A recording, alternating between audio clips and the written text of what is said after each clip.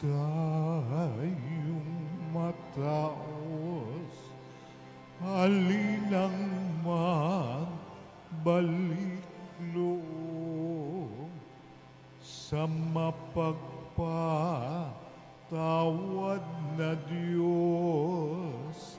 Sa Kanya tayo'y dumulog at manumbalik ng lubos. Magsisi tayong mataos, halinang magbalik loob sa mapagpatawad na Diyos. Sa Kanya tayo'y dumulog at manumbalik na lubos. Sumainyo ang Panginoon. At sumaiyo rin. Ang mabuting balita ng Panginoon ayon kay San Lucas. Papuri sa iyo, Panginoon.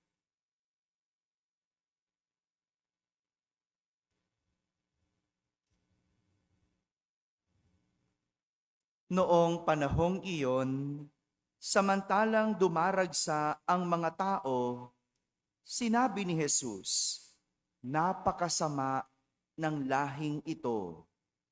Naghahanap sila ng palatandaan mula sa langit, subalit walang ipapakita sa kanila, maliban sa palatandaang inilalarawan ng nangyari kay Honas.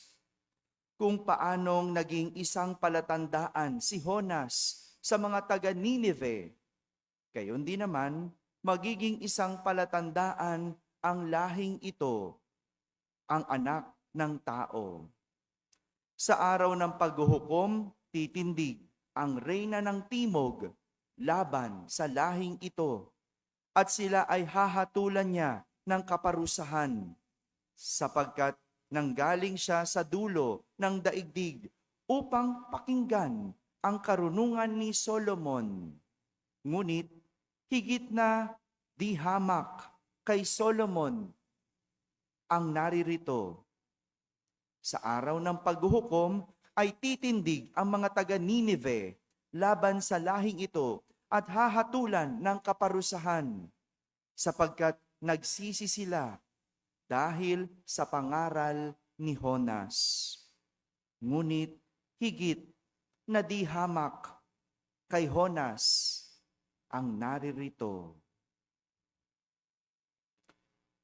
Mga kapatid, ang mabuting balita ng Panginoon. Pinupuri ka namin, Panginoong Hesukristo. Umupo ang lahat at makinig sa humiliya. Isang magandang umaga po sa inyong lahat. Magandang umaga sa mga nasa barangay, sa mga nasa tahanan na nagsisimabaya online at sa lahat ng nasa abroad.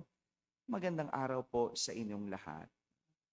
Matapos tayong turuan kahapon ni Jesus, ano nga yung tinuro ni Jesus kahapon? Yon, matapos tayong turuang manalangin. Ano yung panalangin tinuro ni Jesus? Ang Ama namin. Ngayong araw na ito, muli tayong tinuturuan sa isang aral na mahalagang matutunan natin ngayong panahon ng Kwaresma. At ito ay ang aral tungkol sa pagsisisi. Sabihin nyo nga po. Nung Biyernes, ano yung ating pinag-aralan? Pag-aayuno. Lunes, pagbibigay o pagbibigay limos. Kahapon, manalangin, di ba?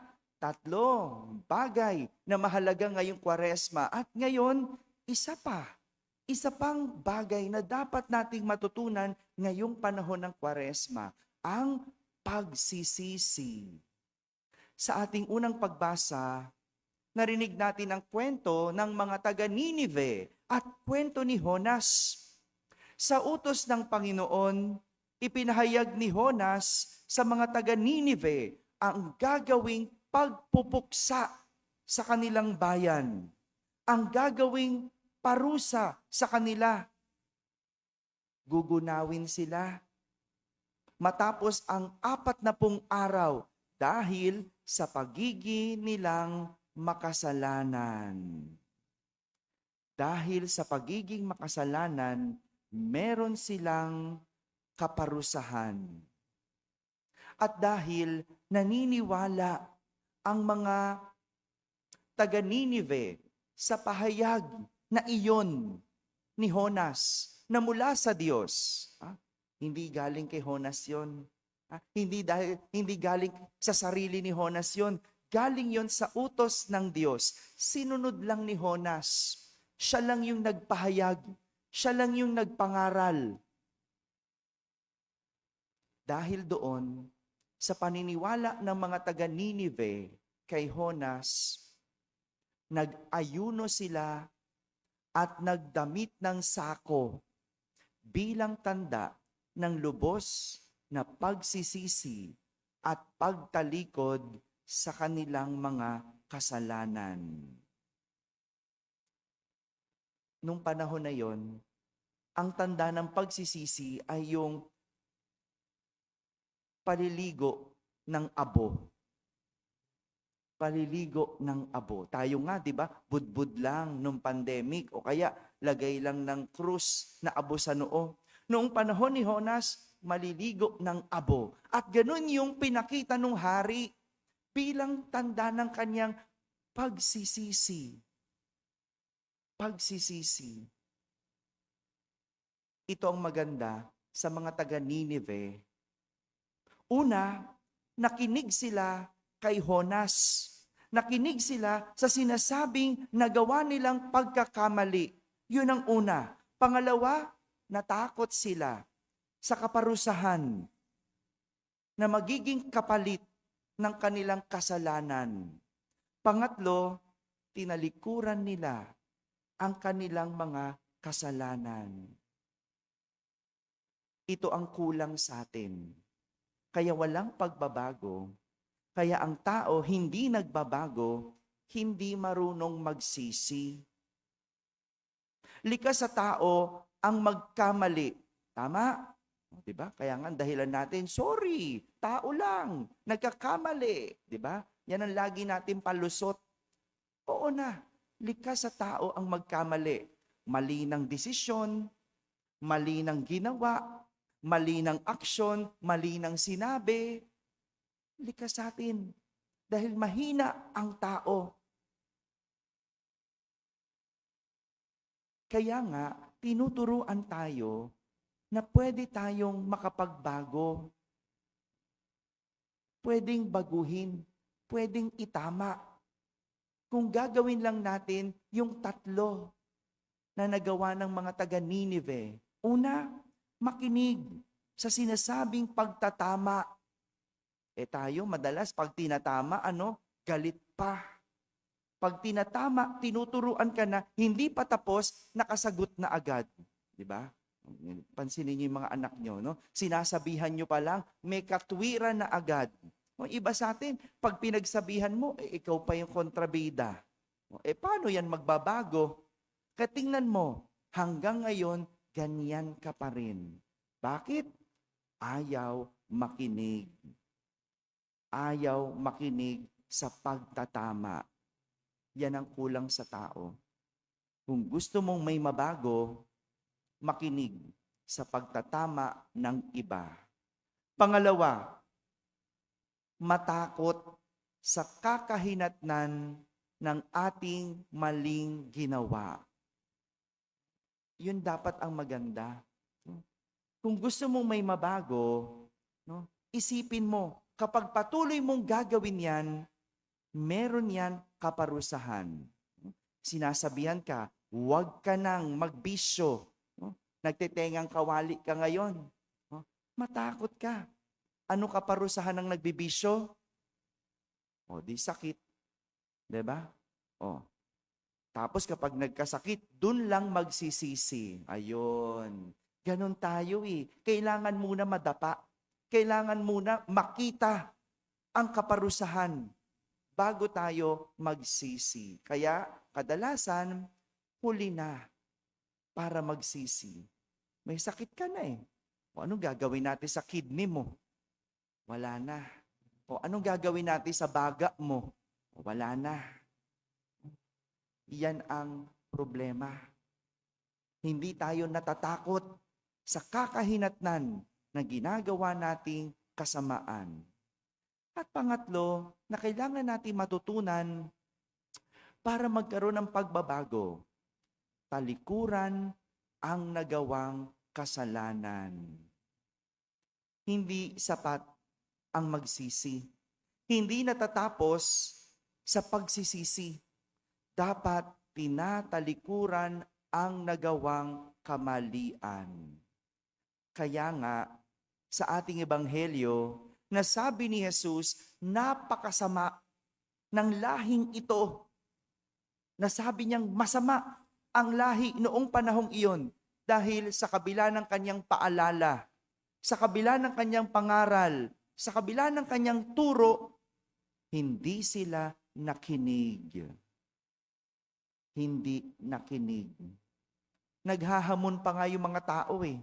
Anong hinahamon nila? Anong palatandaan mo? Hindi ba ganito tayo minsan? Kapag tayo'y tinatama, kapag tayo'y tinuturuan, kapag tayo'y tinutuwid, namimiloso po. Kailangan pa ng patunay bago makinig. Hindi kayang makuha sa pangaral. Kailangan pa ng resulta para mapatunayan. Kaya sa huli, imbes na maitama habang maaga, kinakailangan pang magkamali at magkasala bago maniwala. Ngayong araw na ito, pinagdiriwang natin ano pinagdiriwang ngayon? Ang anibersaryo ng People Power Revolution. 40 years ago. 7 months pa lang ako noon. 40 years ago. May nagbago ba? Bakit? Walang nagbago?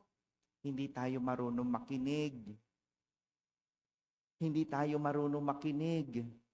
Kapag pinagsasabihan mo, galit pa, ang daming katwiran. Hindi ko alam kung bakit yung ibang mga naniniwala hindi makuwang magbago. Ito na ang patunay. May nagbago ba? Gumanda ba ang buhay? Nakaupo pa nga ang sanhi kung bakit merong people power revolution. Tingnan mo nga naman ang tao. At ganyan din sa buhay natin. Kung walang nagbabago sa buhay mo, 40 years na, 30 years na, 20 years na, o kahit ilang taon pa yan at ganyan ka pa rin, magandang tignan. Marunong ka bang makinig? Natatakot ka ba sa kahihinatnan ng ginagawa mo? At pangatlo, sana matuto kang talikuran ang ginagawa mong kasamaan. Aabot tayo ng 100 years sa anibersaryo ng people power kung hindi tayo matututong magsisi. Dahil walang pagbabago kung walang pagsisisi. Mga kapatid, ang pagsisisi ay isang paraan ng pagtanggap ng isang tao sa kanyang pagkakamali. Sa pagsisisi, sinisimulan tayong magbago. Amen. Amen.